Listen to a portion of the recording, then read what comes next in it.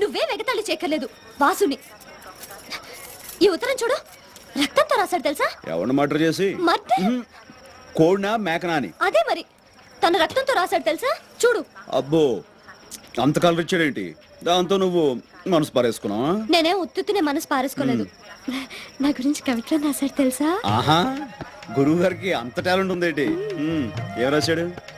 నాకు సిగ్గేస్తుంది, నువ్వే చదువు. అబ్బా, నాకెందుకమ్మా అంత అదృష్టం? నువ్వు చదివి వినిపించు, తరిస్తా. ప్రియాతి ప్రియమైన పద్మావతికి నిన్ను చూడగానే నేనేంటో అయిపోయాను. నాకేదో వచ్చేసింది. ఇంకేం వస్తే మాయరోగం అదే వస్తాయి. మరి ఎగతాళి అవుతున్నది. నేను చదివేది నువ్వు అంతే. సరే, చదువు చదువు. పద్మావతి పద్మావతి, నీ ఎర్రని మూతి చూడగానే పోయింది నా మతి, అయిపోయింది నా మనసు కోతి. దాంతో నీ పని అయిపోయింది, అదో గతి. రామకృష్ణ గారు, లేకపోతే ఏంటి? కోతి గీత రాశాడంటే అది కవిత్వం కాదు,